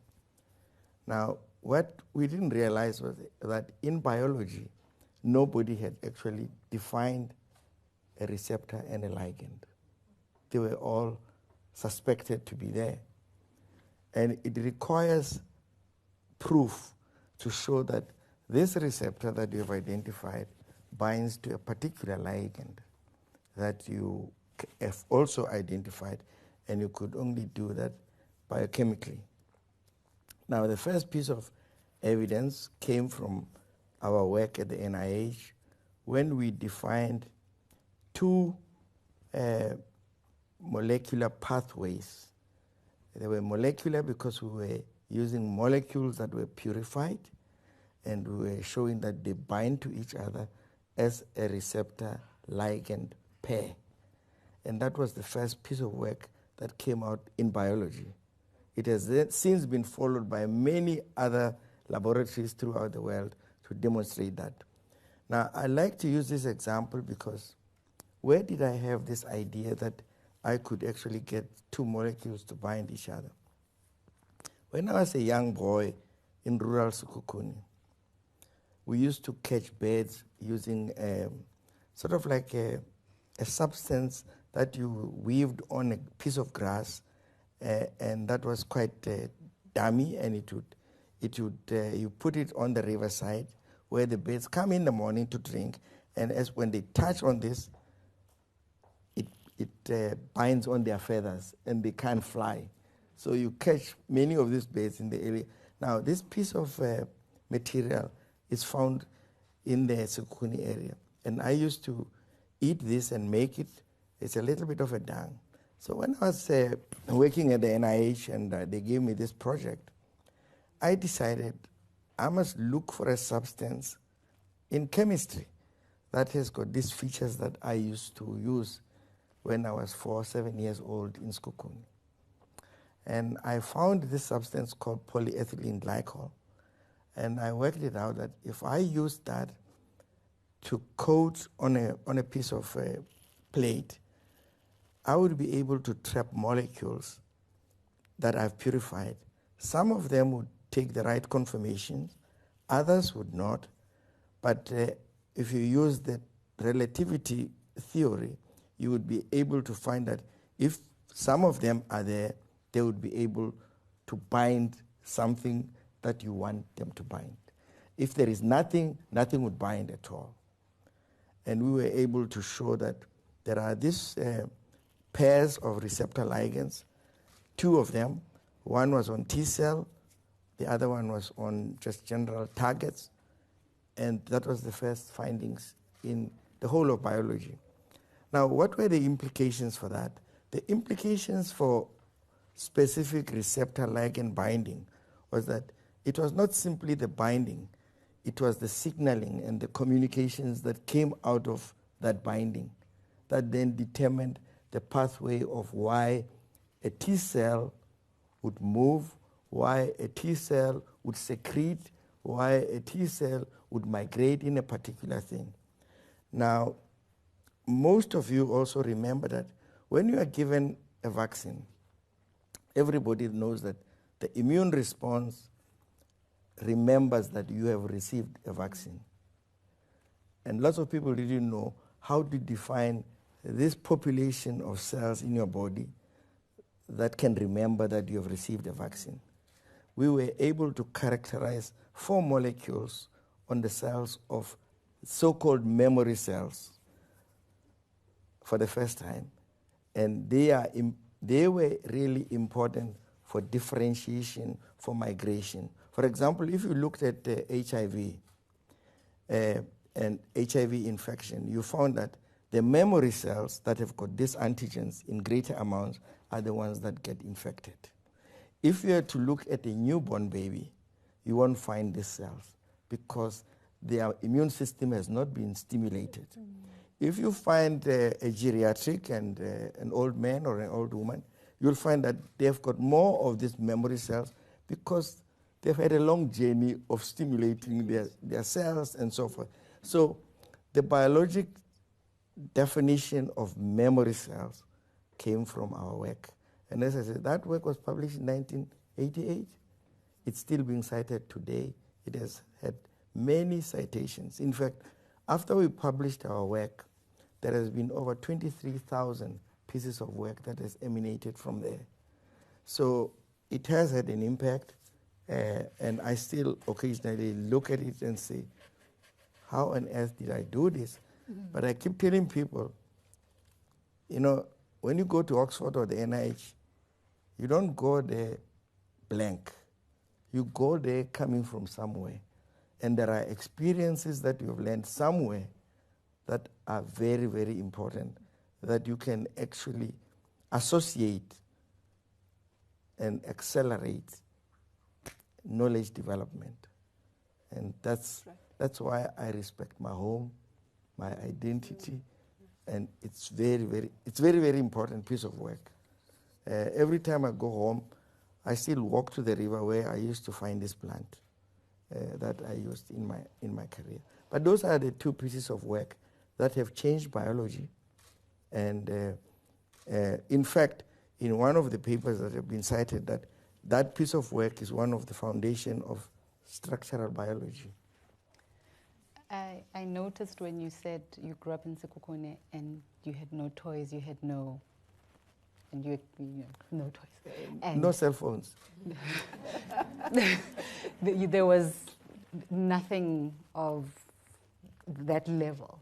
But look how that influenced your trajectory. Because, and as you were talking, Mama Nkosazana keeps on whispering indigenous knowledge systems, indigenous knowledge systems. So it's not a bad thing to not have toys. No, that's why that's why there are no Nobel laureates in the royal family. They you know the royal family? They've got everything. They don't need to work. So we'll take a few questions from the floor. If you could just raise your hand. So I see 3 hands. We'll start at the front and we'll just work towards the back.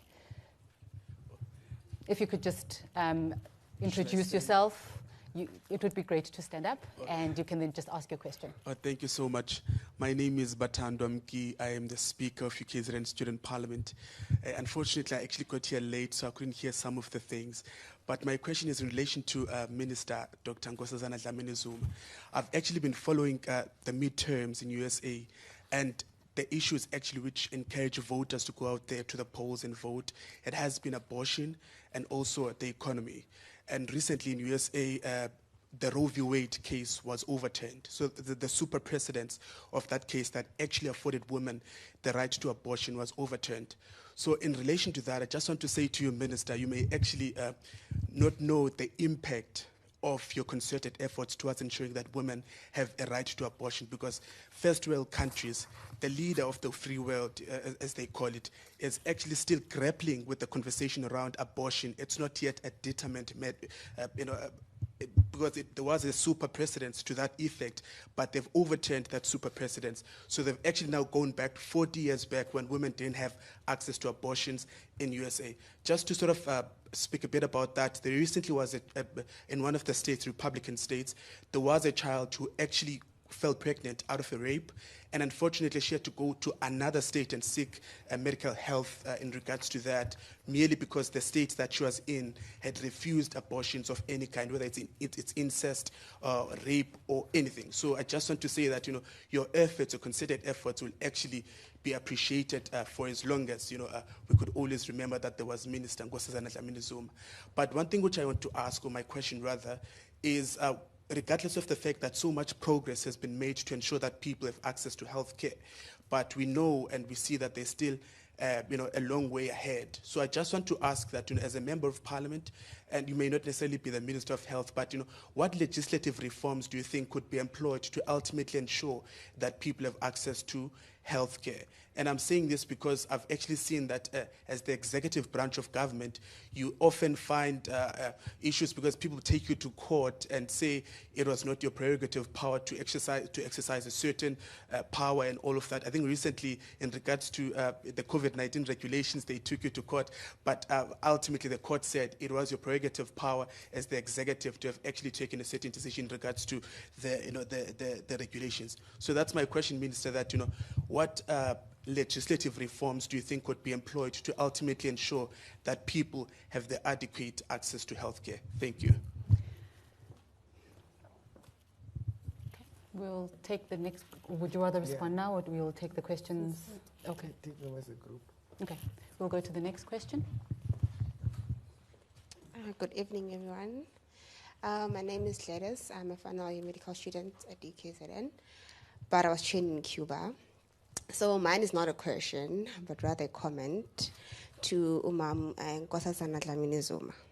So when you were chairperson of the African Union, I was also chairperson of the African Union in Cuba.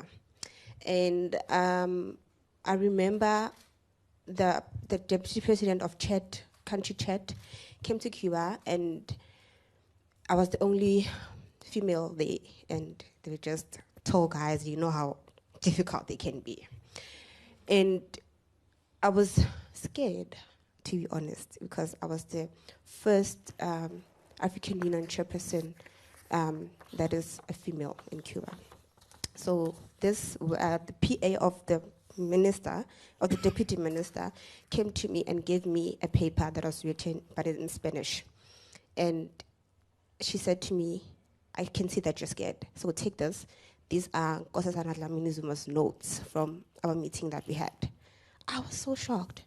And then, because, we were studying in Spanish, so I literally went through my term with your notes. And I've been waiting for so long for this moment, so I was just taking it. So I just want to thank you, and to all the leaders in the House. What I've taken from those notes were 4 important things. First thing, if you can do something now, do it now. Second thing, I also used the time thing that you also used, because I had to go on the internet and check how you do it. I actually copied it. And you don't have to waste time. If you can decide something, decide. Just decide. That's the second thing I took from you, from the notes. The third thing is, it doesn't matter who does it, as long as it is done. It doesn't really matter. Doesn't need. You don't need a title to do it. And the fourth thing is that you will always have opponents, but at the end, you have to achieve what you want to achieve. That's it. Thank you very much. Thank you.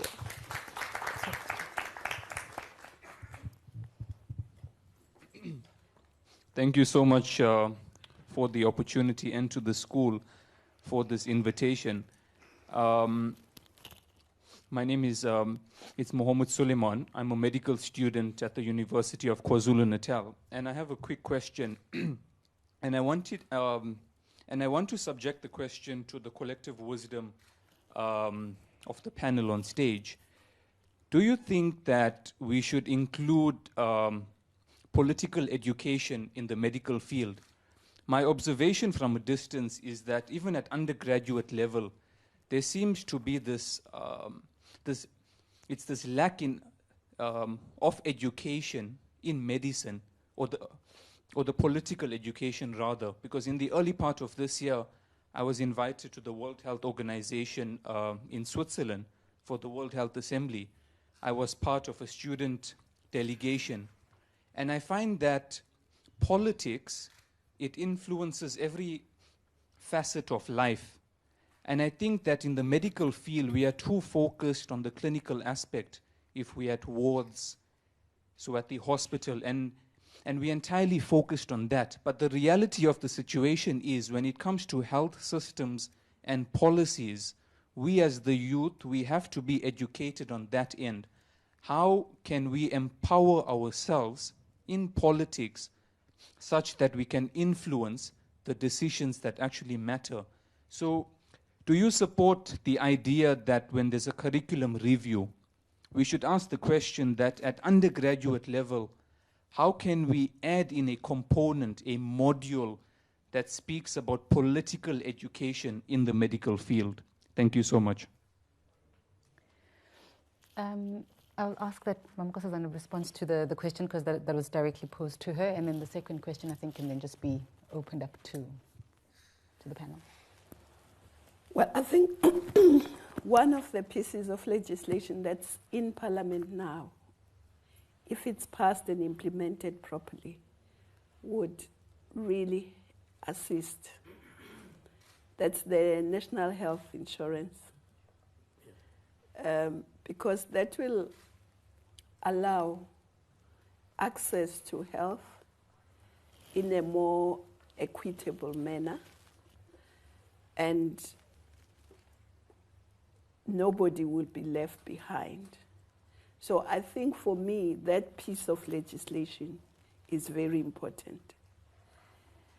And of course, we know Parliament will probably pass it soon, but we also know that some may take it to court, because not everybody thinks we're all equal. Not everybody thinks every child in this country must have access to the same healthcare system. Not every old person must have the same. But I think we must go on, pass it, implement it. That's one single piece of legislation. You ask for one single piece of legislation, and that's the one I think will make a big difference. The curriculum, I will leave it to the professors, but all I can say is that we didn't have the curriculum, but the difference is that the environment within which we lived forced us to be political, to find ways and means of teaching ourselves politics.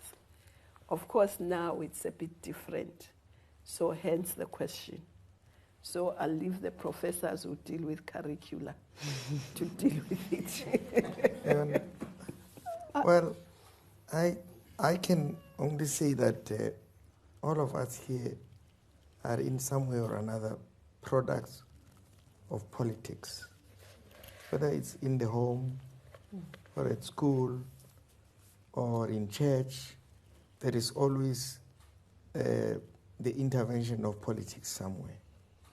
As I indicated earlier on, when I came from the northern Transvaal at the time, coming into Durban, I began to learn a different form of politics. And looking back at my career now, I can't think but just be happy to believe that it taught me a lot about life.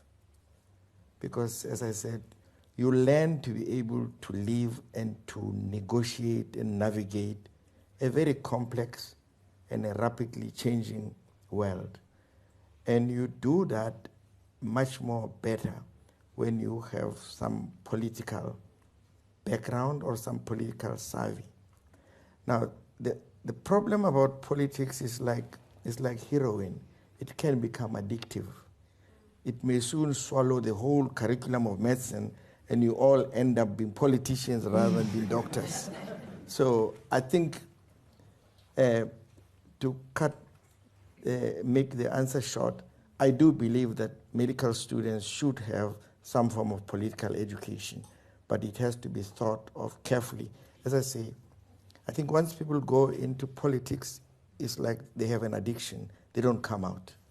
And they require some rehabilitation, and there are not yet hospitals for them. But that's a separate issue altogether.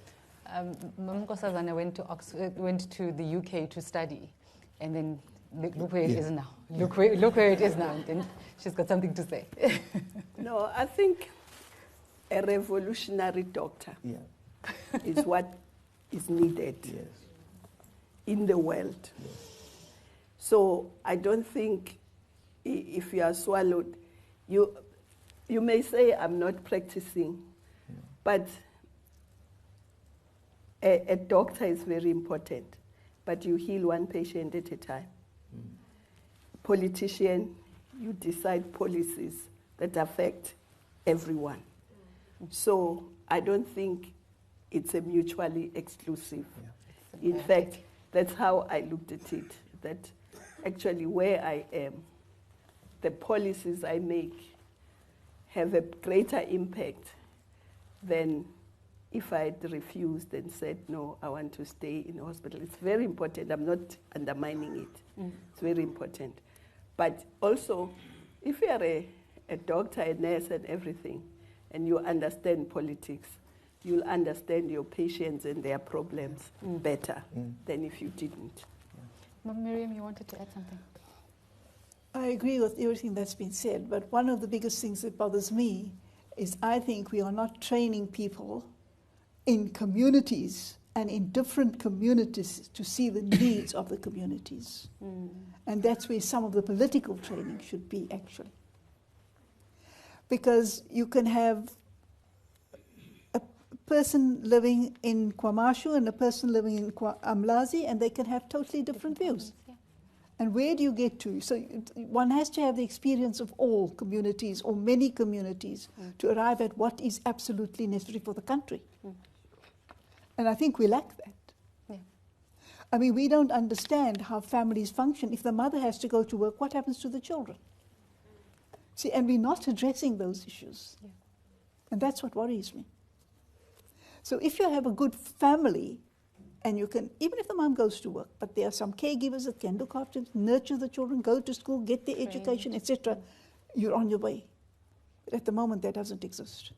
And so I think our communities are suffering. We're not having done enough. But primary health care is about that. But we're not getting there. Why? We're not getting there. Why? That's the problem. That's the problem. We'll take our last question from the floor, and I think after Prof. Lover, we can head over to Prof. Lover to close.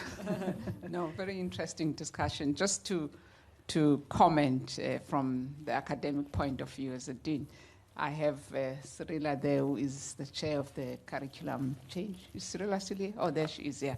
So to respond to your question, we are looking at reviewing the curriculum.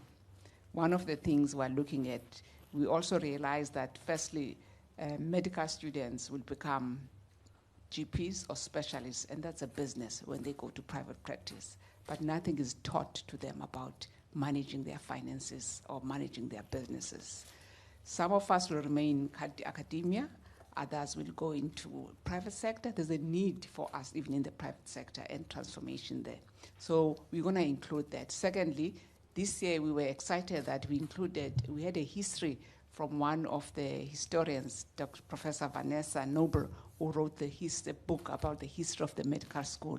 And he gave a whole lecture on the history of the medical school, where we started, where we are now. And we're also trying to archive that at the medical school, because a person who doesn't know where he or she comes from, So that's the second one. So we're going to include that. The third one is about emotional intelligence, leadership, how you manage yourself, how you deal with people. So that's what we're going to also add in our curriculum, because the curriculum has to change to fit and suit the changes in time.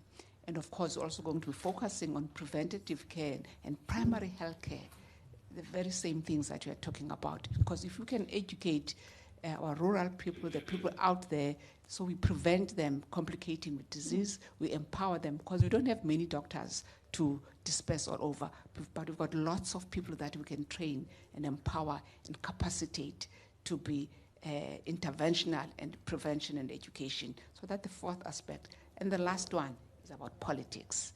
As everyone has said, that we live around politics, the people that you see, but unfortunately, and some of you may be taught at home about politics, but others are not, you need to recognize that you are a privileged student.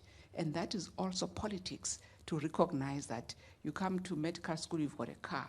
You come to medical school, your parents accompany you. There's a student who was relating to me that the first time he came 3 years ago, he's doing third year now, he came with his sister because he has no parents. He was carrying 2 bags. He had to take a taxi. Now there are students who come in Mercedes-Benz in 4x4s. That is a privilege that you need to be aware of and recognize. So history is important, politics are important, and I want to assure you that the curriculum review will include all aspects of that. Thank you so much. Thank you so much to our panelists, and if you can please give Can them a I round tell of you a joke about what she's saying?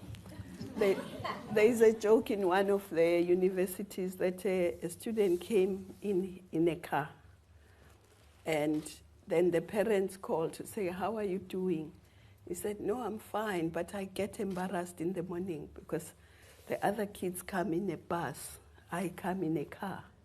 Then the parents said, "It's fine, we'll buy you a bus."